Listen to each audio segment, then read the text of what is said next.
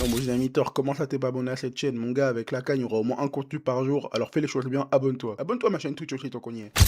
Sporting PSG, je voulais en parler après, mais en fait, on va en parler là, hein. Ça va clairement être le match que je vais suivre en priorité, mais ça va clairement être le match qui aura une très très grande importance pour le PSG. T'affrontes une équipe du Sporting qui est sur une très très bonne forme. Ça, c'est les compos probables, pardon, avec Ruiz, Vitinha, Mayolo, Neves qui est absent pour blessure musculaire, Hakimi qui est plus suspendu, mais qui est surtout reviendra à peine de la CAN. Donc on va dire que c'est une suspension qui tombe au bon moment. Mbaye suspendu, Njantou blessé, Kangin Lee. Enfin, t'as pas mal d'absents, mais le 11 que t'as là te laisse quand même une certaine qualité du côté du PSG. T'es pas dépaysé avec ce 11 là. Du côté du Sporting, bah, pour le coup, heureusement que t'as Youmland, cet homme-là, là, Morten Youmland, qui est suspendu. Parce que mon Dieu, le danger que c'est, le danger que c'est et l'importance qu'il a pour le Sporting, joueur au cœur du jeu, milieu défensif très important. Après, il y a quelques joueurs là, bah forcément, qu'on qu'on reconnaît, ou même qui sont plutôt bons cette saison, hein, Luis Suarez, Jenny Katamo, qu'on a vu à la CAN du côté du Mozambique, Trincao, ça commence à faire plusieurs années qu'il est dans le circuit, Gonzalo Ignacio, Morita, plein de petits bons joueurs au Sporting qui expliquent notamment la forme qu'a cette équipe. Deuxième du championnat, qui est sur une série de plusieurs victoires. Je pourrais même pas dire depuis quand. On va aller voir les matchs directement, hein. De toute façon, on ne sait pas, autant aller se documenter. Mais j'essaye de retrouver la dernière défaite. Déjà, contre le Bayern en Ligue des Champions, ok. Mais contre le Napoli, toujours en Ligue des Champions, ok.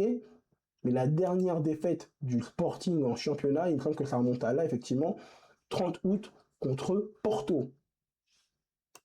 30 août contre Porto.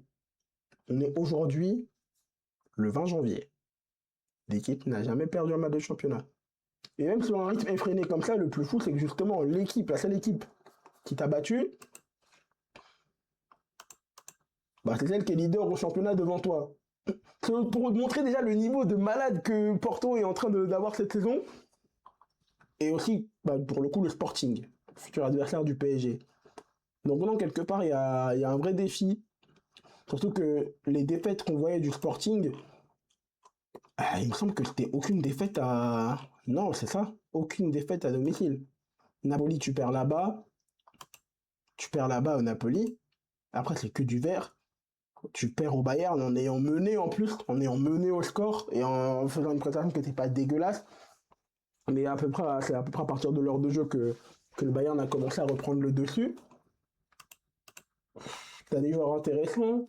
Euh, Après, il y avait des victoires qui étaient beaucoup plus marquantes que d'autres. La victoire contre Marseille, bah, tu sens que, pour le coup, vu que c'est le dernier match vraiment du Sporting que j'avais regardé en Ligue des Champions entièrement, c'était une équipe de Marseille qui dominait, mais qui s'est sabotée toute seule avec son carton rouge, en fait, en se retrouvant à 10 contre 11, qui a ensuite permis au Sporting de revenir devant puis de gagner.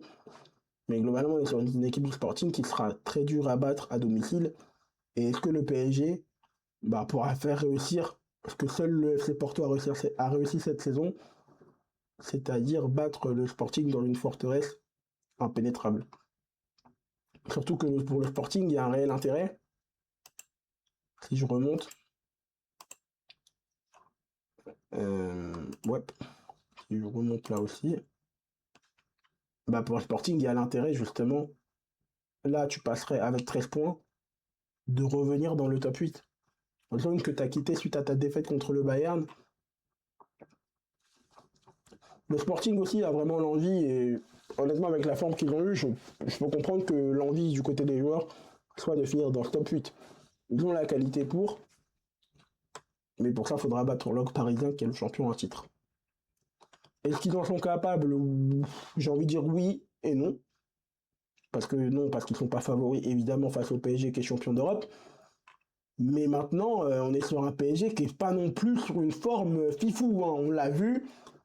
En championnat, tu bats Lille dans un match qui a été très compliqué en première période. Heureusement que tu as un grand Dembélé et même d'autres individualités qui font plutôt des bons matchs. Mais avant ça, c'est une élimination surprenante contre le Paris FC en Coupe de France.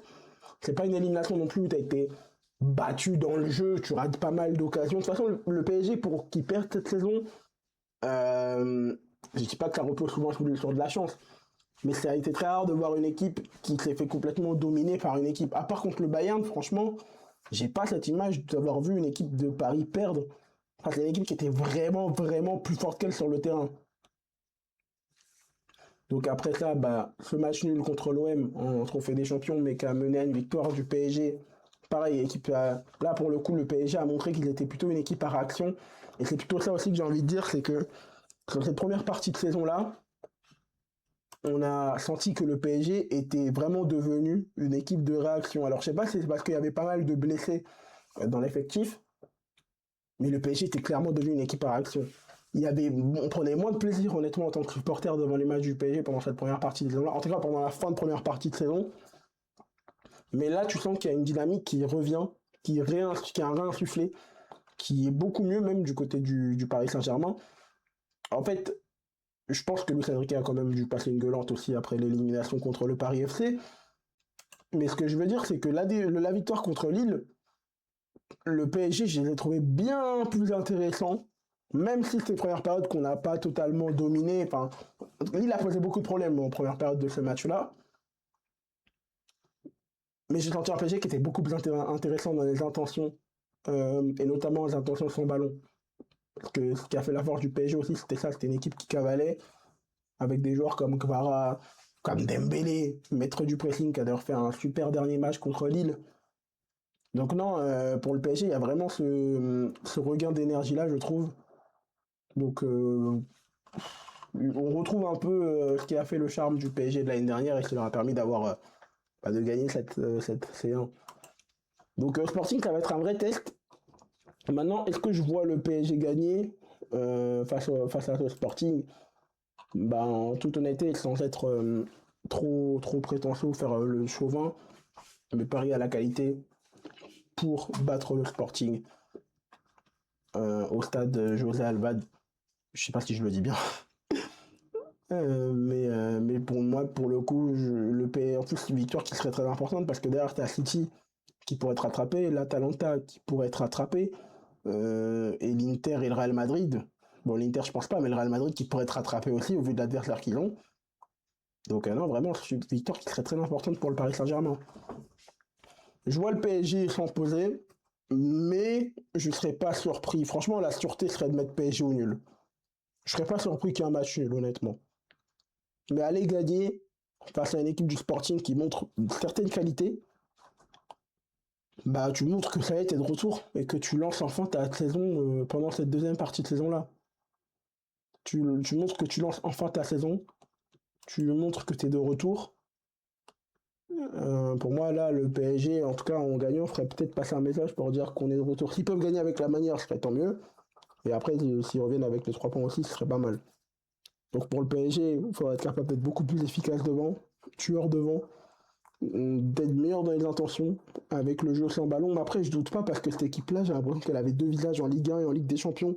C'était pas la même chose. C'est pour ça qu'en fait, j'ai du mal à douter de cette équipe du PSG. Honnêtement, en Ligue des Champions, j'ai l'impression que. Je dis pas qu'en Ligue 1, ils font preuve de suffisance, mais en première partie de saison, on constatait vraiment qu'il y avait ces deux côtés. Après, peut-être que certains ont parlé du fait que l'effectif est un peu cramé physiquement, ce que je peux comprendre. Mais bon. Donc voilà. Voilà côté PSG. Je vois Paris gagner, mais un nul ne m'étonnerait pas contre le Sporting. J'ai été long sur ce match-là, mais je vous assure, je ne serai pas long sur les autres.